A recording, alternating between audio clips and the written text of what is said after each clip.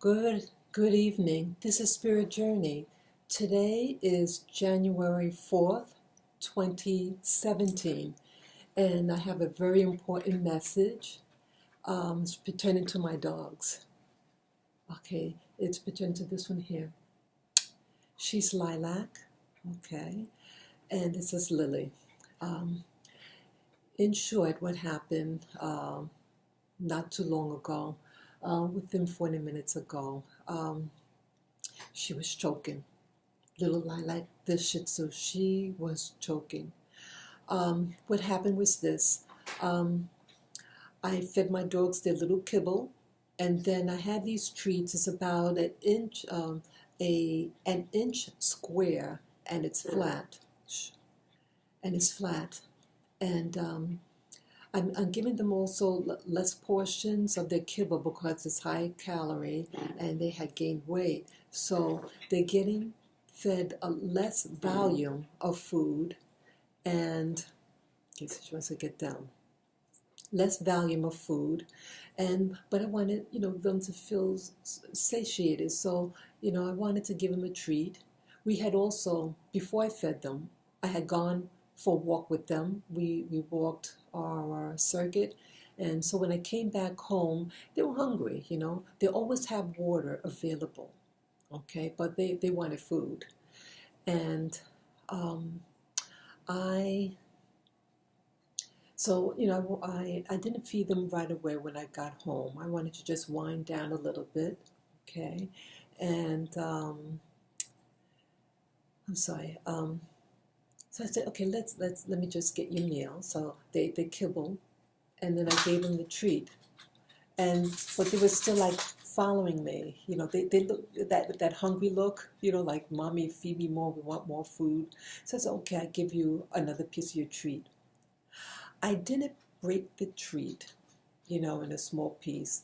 When I gave them the first piece, and I've given them the piece whole, but I guess because the walk made them more hungry, and so when I gave them the second treat, they went in their respective locations. They eat it separately, and they chew on it. They take their time.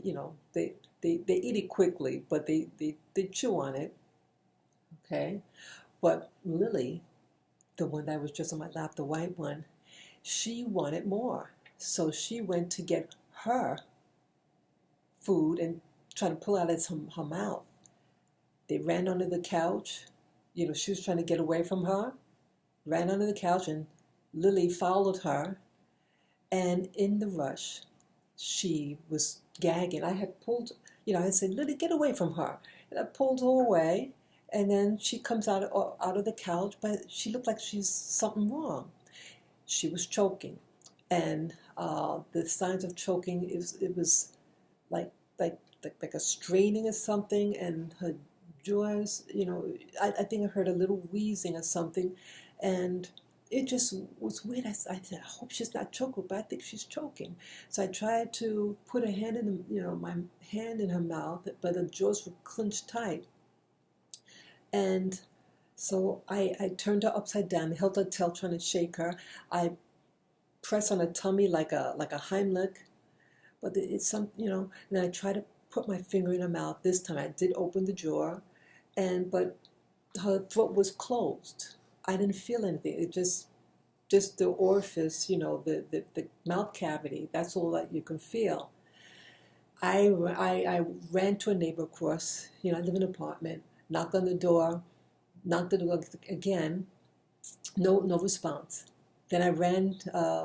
Took the elevator to go to our lobby. We have a concierge, and I said, look, I think my dog is choking. I think she's choking. And she said, what do you want me to do? Like that. And so I go back on the ground and squeezing on her tummy to do like a Heimlich, to squeeze it out and put it upside down. And then this time I said, let me see, if something's in there, I know something's wrong. And I got it open. This time it was like, oh, I felt it. I felt it was a big piece. And I went, and then it slipped. I didn't, but that was enough.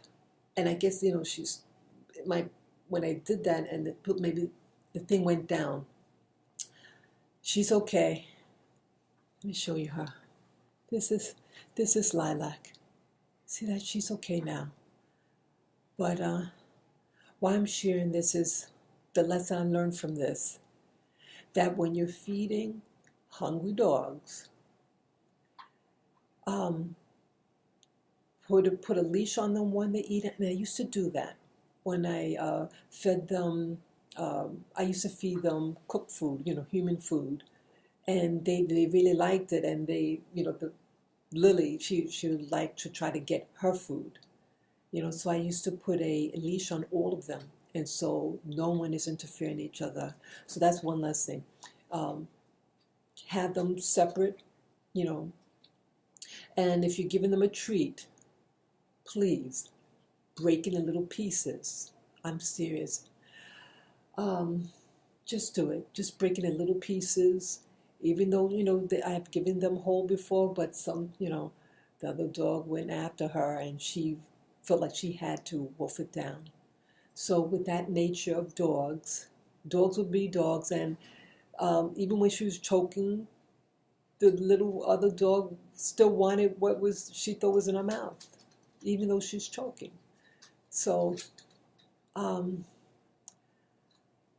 so grateful, and I thank the universe that she's okay and it went down. And she did drink some water a moment ago.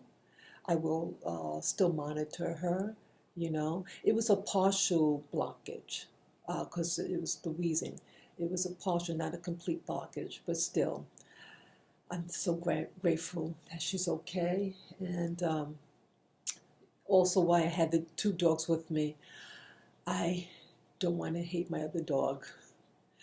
It is my fault that I didn't break it in a small piece, but I was starting to feel angry that the other dog wanted the other food. It's my responsibility, and as a pet owner, we have to be on top of it. And the other thing, I have to have a backup plan. I asked the concierge whether if there's a doctor on the premises. The people across from me, I think they're like, there's some type of medical people across, but there was no answer. See, she's okay now. But yeah, monitor your dogs when you. Usually, what I do, I'm always monitoring my dogs when they eat it. I watch them completely to make sure that they're finishing. Make sure the other one doesn't try to get the other dog's food, because I want them all fed. Sometimes you might think they ate, but dogs could be possessive and want to take their meal. They're all really nice dogs, but dogs will be dogs. And we have to be, as pet owners, on top of it.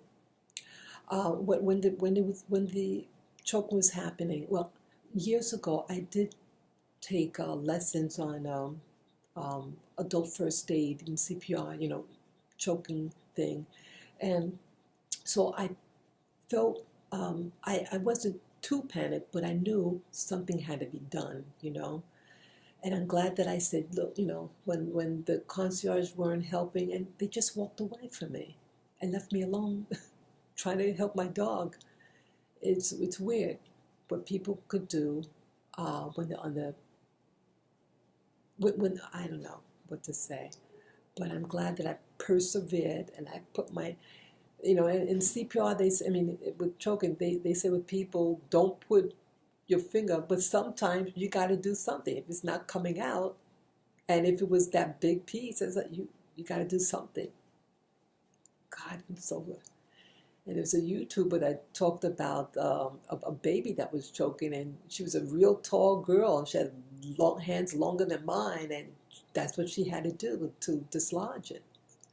So I guess use your instincts and watch these little dogs, boys. Sometimes they like to put things in their mouth, so I have to be more proactive.